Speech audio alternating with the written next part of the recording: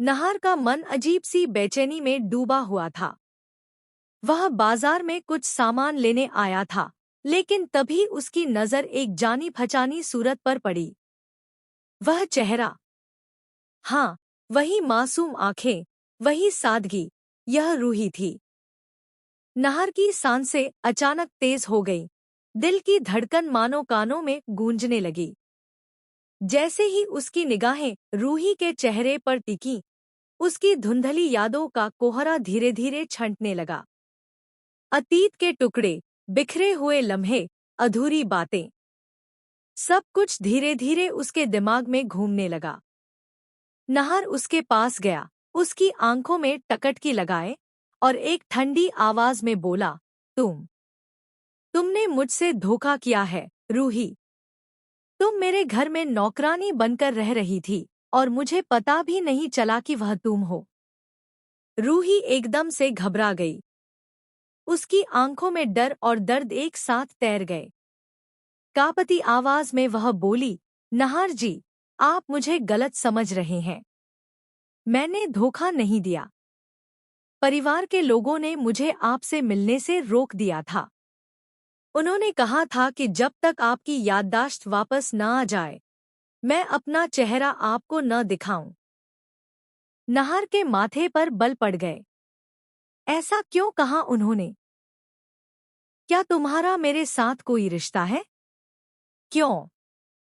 क्यों जब मैं तुम्हारे करीब आता हूँ, तो मुझे लगता है कि मेरा तुमसे बहुत गहरा नाता है।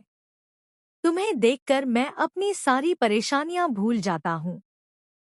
रूही ने नजरें झुका ली, मानो अपने दिल का सच छुपाना चाहती हो। नहार जी, आपको गलतफहमी हुई है। मेरा आपके साथ कोई रिश्ता नहीं है। मैं तो बस आपके घर में काम करती हूँ। नहार की झुंझलाहट बढ़ने लगी। उसकी आवाज में बेचैनी साफ झलक रही थी। झूठ मत बोलो, रूही। मैं तुमसे हाथ जोड़कर कहता हूँ, मुझे सच बता दो। परिवार का कोई भी मुझे असली बात नहीं बता रहा, लेकिन इतना तो साफ है कि सब मुझसे कुछ छुपा रहे हैं। और अब तुम भी। रूही ने चारों ओर देखा, यह सुनिश्चित करने के लिए कि कोई सुन न रहा हो। उसने एक गहरी सांस ली और धीरे धीरे नहार की आंखों में देखते हुए कहा, अगर आप सच जानना चाहते हैं तो सुनिए।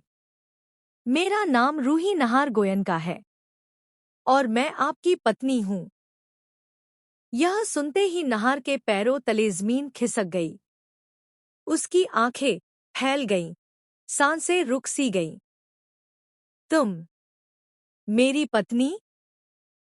यह सवाल उसकी जुबान से फिसल पड़ा, जैसे वह खुद भी इस सच को स्वीकार नहीं कर पा रहा हो। रूही की आंखों से आंसू बहने लगे। वह कांपते हुए बोली, हाँ, और सिर्फ इतना ही नहीं। हमारा एक बेटा भी था, रूहान। आपने ही उसका नाम हमारे नाम से मिलाकर रखा था। लेकिन उसकी आवाज भर्रा गई, लेकिन वो हमसे छीन लिया गया। उसका अपहरण हो गया। यह सुनते ही नहार के दिल में जैसे किसी ने आग लगा दी हो। भूली बिसरी यादें अचानक बाढ़ बनकर लौट आईं।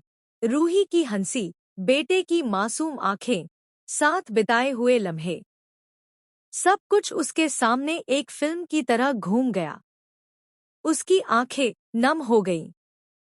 वह आगे बढ़ा और रूही को कसकर गले से लगा लिया। रूही, तुमने यह सच मुझसे पहले क्यों छुपाया? अगर तुम पहले बता देती, तो शायद मेरी याददाश्त पहले ही लौट आती। रूही सिसकते हुए बोली, मैंने कोशिश की थी, नहार जी। लेकिन दादी ने मना कर दिया था। डॉक्टर ने कहा था कि अगर आपके दिमाग पर ज्यादा दबाव पड़ा, तो आप कोमा में जा सकते हैं। मैं आपको खोने से डर गई थी। नहार ने उसके आंसू पोंछे और मजबूती से कहा, अब हम साथ हैं और कोई हमें अलग नहीं कर सकता। दोनों हाथों में हाथ डाले घर लौट आए। जैसे ही परिवार को पता चला कि नहार की याददाश्त लौट आई है, घर में खुशी की लहर दौड़ गई।